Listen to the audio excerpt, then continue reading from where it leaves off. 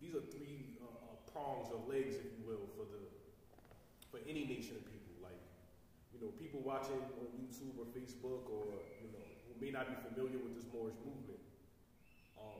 One of the major aspects of it is not religious. It's national principles. It's dealing with nationality. Islam. Like as you can see here, this is the national flag of the Moors. That's right. A red flag with a 5-pointed green star in the center. So we're dealing with principles of nationality. So regardless of whether it's a nation of atheists, or if it's a theocratic nation, or a nation that, whatever, it doesn't matter. You're dealing with government. Economics is fundamental. Law is fundamental. And politics is fundamental. So could I get the additional laws? I think it's Act 1. Because see, when you look at the men we refer to as the prophet, Ali. And you look at this man, and you think, okay, you get your first impression of his image. He's some religious figure, a so-called black man dressed up like an Arab or something like that. And that might be the perception due to ignorance. And not ignorance in an insultive way, ignorance meaning a lack of knowledge or a lack of knowing. So, but this man was a social engineer. He was a social scientist. He was a political scientist. He was an adept in law, adept in history, a master of these things. So we're going to actually show how he incorporated some of these principles within the organizational structure. So can we get Act 1 real quick? Additional laws. Act 1. Grand sheiks and governors and heads of all temples, all businesses. Stop right there. Grand sheiks and governors, right? So grand sheik would be what you would call a divine title. A governor would be something, you'll find, we got a governor in every state. Like, a governor is a civic title, right? And what was the last one? Heads of all temples. Heads of all temples. So we got the religious, we have the political, and we have the economic. Y'all follow me? Islam. Okay. Heads of all businesses. Go ahead, continue. Each said temple must be approved by the Prophet Noble Jew Ali. Before acting upon by any members, let it be financed. Wait, stop right there. Before acting upon by any members, let it be financed. Right?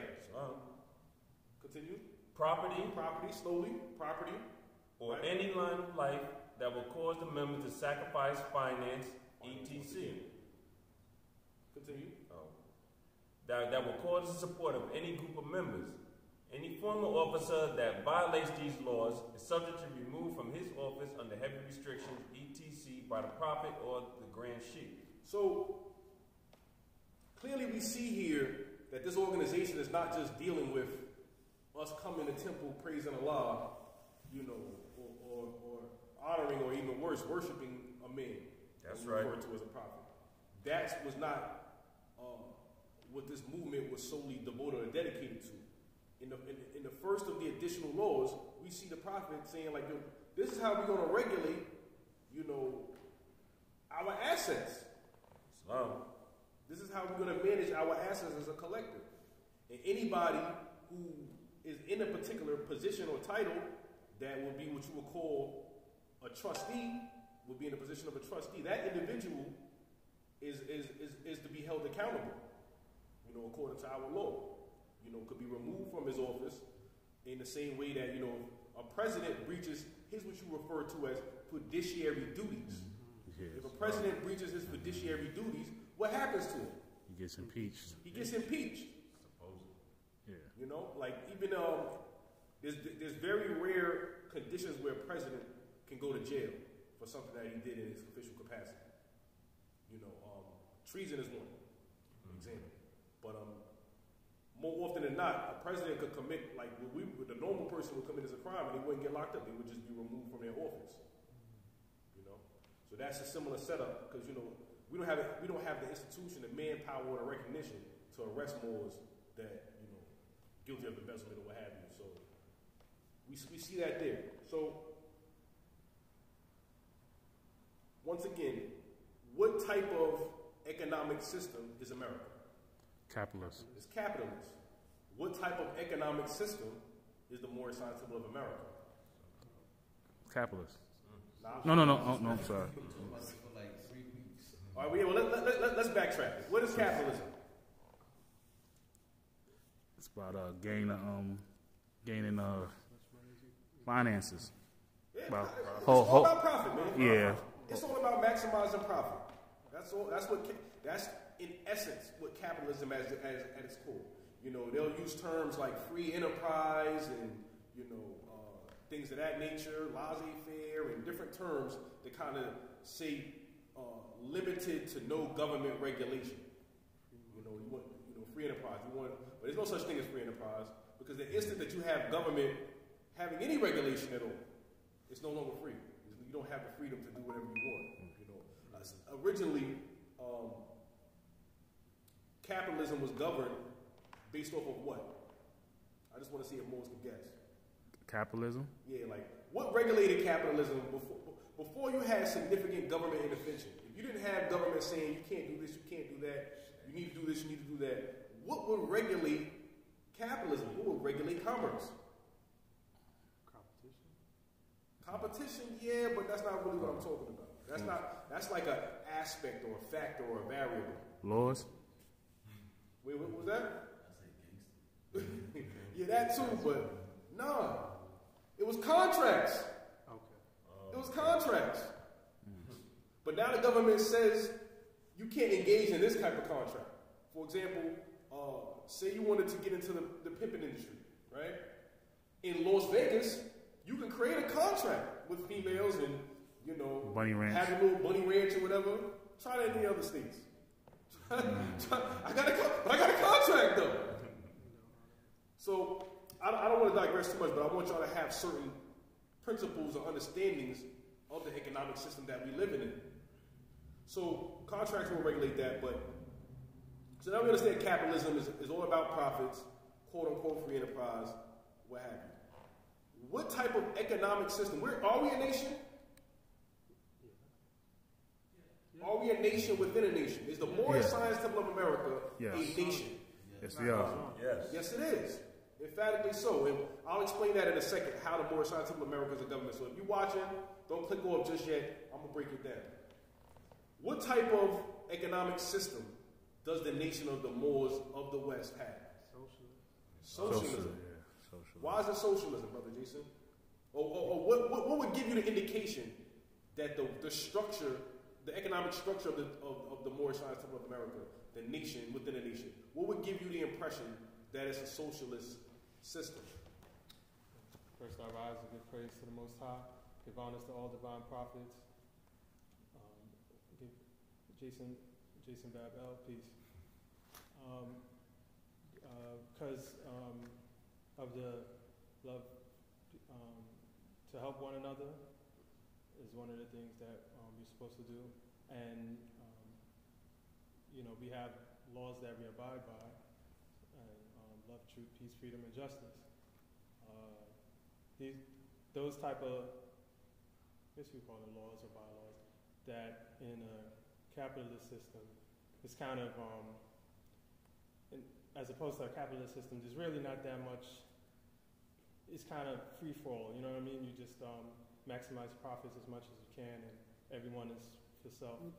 In the Moorish Science Temple of America, it's our duty to share wealth and help out your fellow brother. Islam. Yeah, essentially, kind of what I'm looking for is when you read some of the Prophet's literature, one-on-ones, and you understand what socialism is. So I guess I probably should have prefaced it to say what socialism is to kind of get a better understanding of what I'm trying to extract from you. You want to break that? Yeah, I just want the camel back off of him. If you're dealing with law in the back one-on-ones, you have the Herds Revised Statutes, chapter 32 and 36. It's specific. Wait, no, stop. You're about to break down how we a nation. That's next. Oh, okay. That's but next. I know society's in there. That's the next point. Right okay, there. all right. What I was getting at was first I want to explain what socialism is. And socialism is in essence that the people within that society or that government share the wealth. Everything is commonly owned. Like, for example, in a feudalist economic system, who owns everything? The king. The lords. The king, the lords, the nobles, this quote-unquote highborn, they own everything. But what about the rest of the people? What do they own? Serfs, they own Nothing. They just labor on the land that they're allotted, and that's where you get the term landlord from. They basically get to occupy the land so long as they're going to work and labor for the landlord. Socialism is not like that. Socialism is where the wealth, property, and all these things are collectively owned. And we understand, now we're going to get into how the more scientific America is a government and the intentions of the prophet. You see, as a sheik should be very aware of their fiduciary duties. Can we get those one-on-ones real quick? Can I just give Moors the back? Every sheik in the Moorish Science Temple of America should be aware of the significance of our authority. Not just that it incorporated us and made us an organization. Because you could have, well, not at the time of the prophet, because there was no such thing as a 501c3 then, but you could create a non-for-profit organization and incorporate and have a similar looking document. But when you look at the bottom of this document, it says, see Herd's Revised Statute, chapter 32 to 36. Our appointed or warden, vestryman, or whatever name they may adopt, right? So we're going to look at this real quick a little bit, right? This is a religious affidavit of organization. So you would think automatically assume, well, every temple, synagogue, mosque, they're all religious organizations, right? Let's continue reading. Oh, my battery's about to die, so whoever's watching on my Facebook, you only got about another minute, so I'll try to expedite it. You catch it on YouTube. Yeah, most definitely. You'll be able to catch it on YouTube page. What's the name of that? Brooklyn Moors. Brooklyn Moors. You'll be able to check it on the Brooklyn Moors page later on today. So the name, warden, vestryman, or whatever name they may adopt, that term is dealing with the trustees. Trustees are people who basically manage trusts. Oh, yeah, just said they manage trusts. A trust is it's an entity that's created to protect assets and wealth. So the trustees are the sheiks. So that's whatever name they may adopt. For our organization, we adopted sheiks as the name for the trustees. The beneficiaries are the members. So, for example, if I owned a Fortune 500 company, right?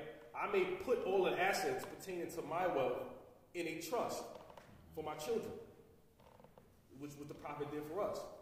And the trustees would be those individuals that I appointed that I feel have the capacity to manage that wealth to make sure that it either maintains or grows and doesn't diminish or whatever have you after I transcend.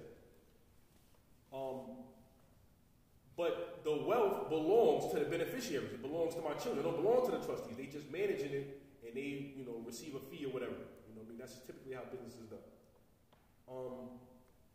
So this document, along with the other literature that the prophet created, this document, that charter, created what you call a vast express trust.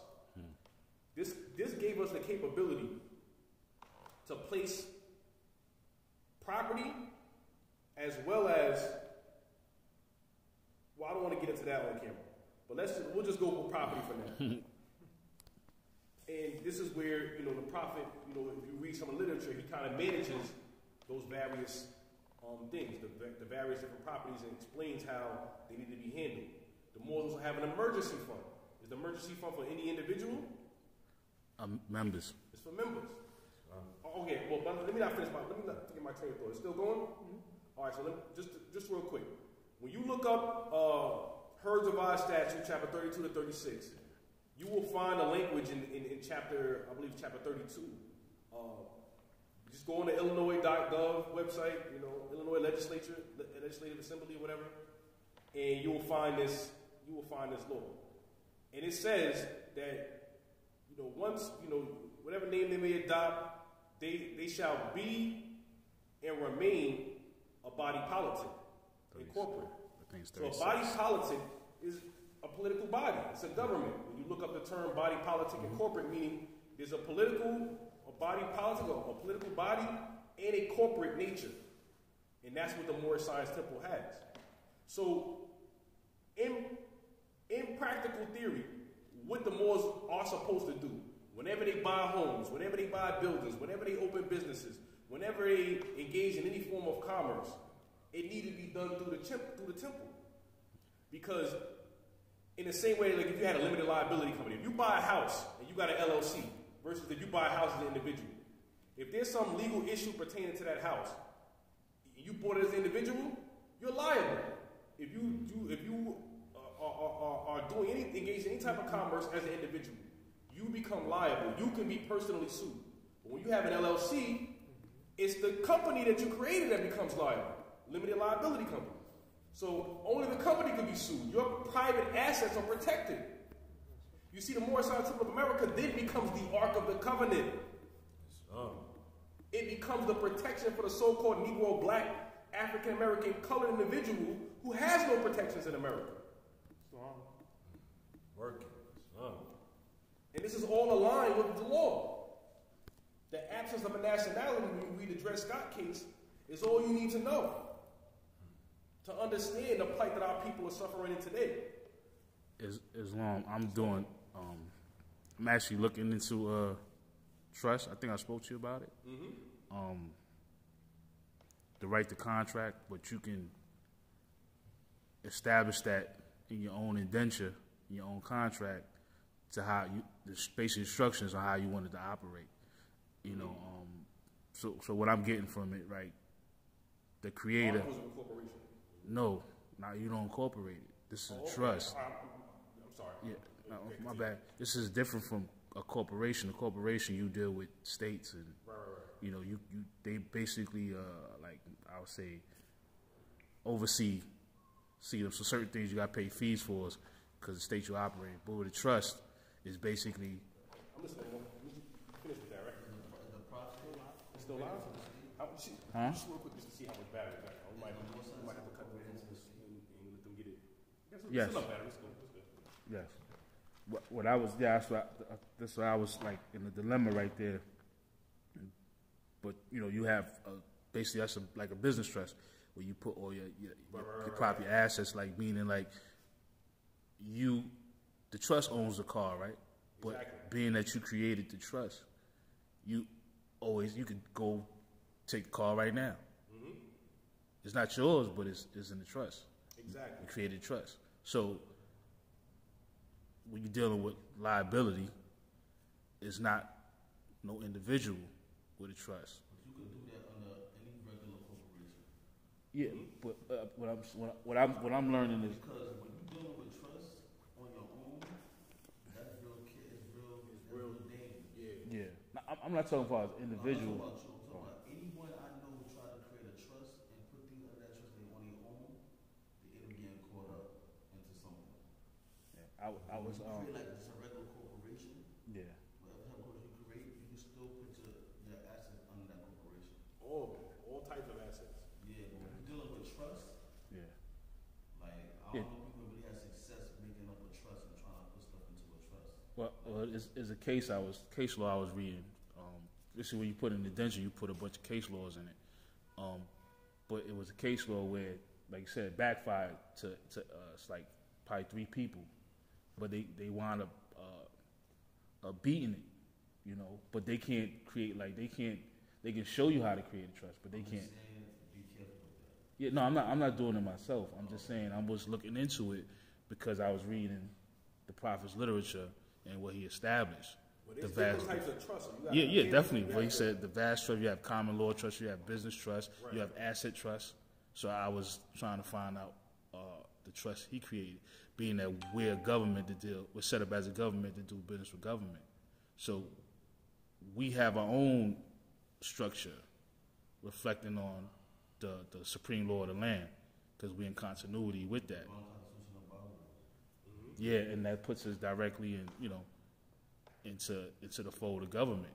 You know, as a body politic, collectively as a body, not individually. That's why we say Moors, we reflect each other, so we on accord. And there's a lot of the traps that you were saying, like going by your, like, you know, you have certain people that go in there by itself, but I was researching trust, and I just fell back into the Moorish Science Temple of America and how it was structured, you know, where it's our protection as a nation, as a body politic, as a whole. You know, that's what I was. In essence, there is no greater trust in America, even other than established through the Constitution itself, the United States of America itself. No greater trust than what the Prophet established, because, again, when you look at this law is based upon the Religious Corporation Act, which was created in the 1800s. And in this day and time, you're not going to have success trying to replicate what the Prophet did, because they understood, all right, this is complicated, man. I really needed like an hour. So boom, federalism, right? You have the national government and you got the state governments, right? The state of Illinois is what made the law. All right, it wasn't a federal law. Religious Corporation Act is not a federal law. It is an Illinois law. But states have limited sovereignty. They have any powers that are not enumerated in the Constitution expressly granted to the federal government and denied to the states, belong to the states through the reserve powers and the police powers of the 10th Amendment. Okay? So that's what gave the states the authority to create a nation within a nation. Y'all following me? Islam. So not only that, this development that the Prophet understanding, because remember, he incorporated as a civic organization before he incorporated as a religious organization. Why? Because this law allowed you to create a theocracy. It allowed you to create a body politic, a government, where you could create, again, like a nation within a nation. You could occupy territory and establish your own rule of law. That's in continuity with the state and federal law. You can. Jones versus Watkins. Yeah. Yep. I was just about to say that. So the power that's in the charter, there's no, I don't care what organization you name in the history of so-called blacks in America, whatever they identify themselves as, they don't identify themselves as, whatever they identify themselves as, they don't call themselves black African American, no organization had this power where we could actually have protection. So picture us owning, I don't know, let's say we was on some Iman Esau stuff. We had like a certain part of Flatbush locked down. Every piece of property that is registered, is filed, is registered under the temple, under the particular corporation, it makes it tax exempt. So when you have you can't own property in America. You get what's called a deed, right?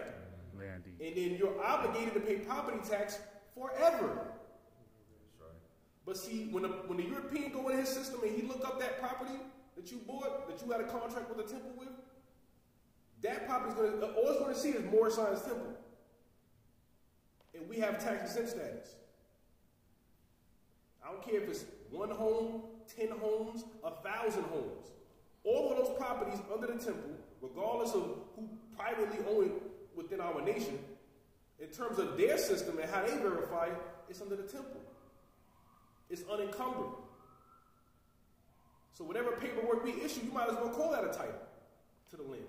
Because there would no longer be a requirement of property tax to keep the property perpetual. So now you're able to pass on hereditaments to your offspring. That's at 5% now. So y'all Moors, y'all might have to catch the rest of the video on YouTube. Yeah, we can head charge that. Can we finish that? No, yeah. So it's hereditaments that you'll be able to pass down through what the Prophet left us. But that's only if we utilize it. If we don't utilize it, it's like being in the middle of the ocean and you got a boat but you treading water. That's what we're doing every single day that we live in this life. We're paying 40% income tax. We're paying sales tax. We're paying this tax. We're paying this fee, this fine. All of these things that we know, or at least many Moors know. I don't want to, superimpose certain knowledge because the rabbit hole is really deep. We don't want to be oppressed and abused and mistreated. Just like we don't want to be in water and be wet and drowning, but it's a boat right there, and we refuse to climb in and take a hold of one of those oars. Islam.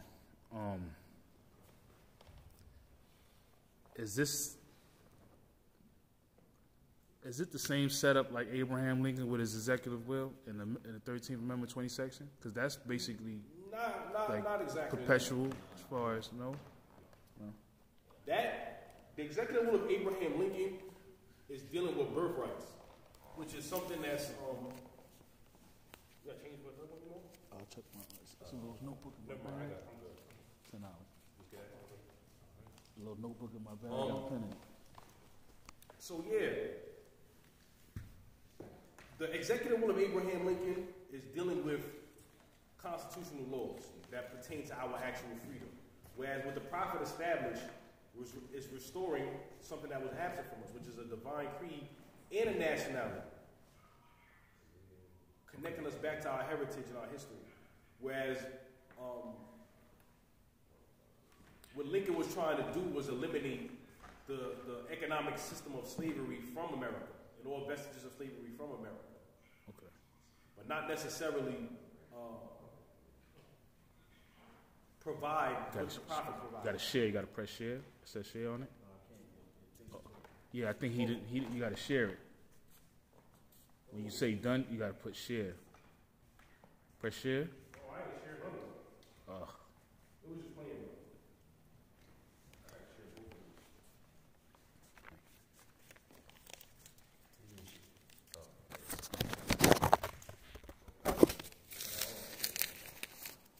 Alright, so you get what I'm saying, Omar? It's apples and oranges, basically. Like one is just dealing with laws pertaining to our freedom, and the other is dealing with a vehicle. Yeah. I'm thinking more of like contract or as far as an agreement. Yeah. Yeah, that's what I'm saying. Just keep it real simple. You know what I'm saying? Those are the laws that pertain to our freedom and our birthright. Okay. Yeah. So, what the Prophet established was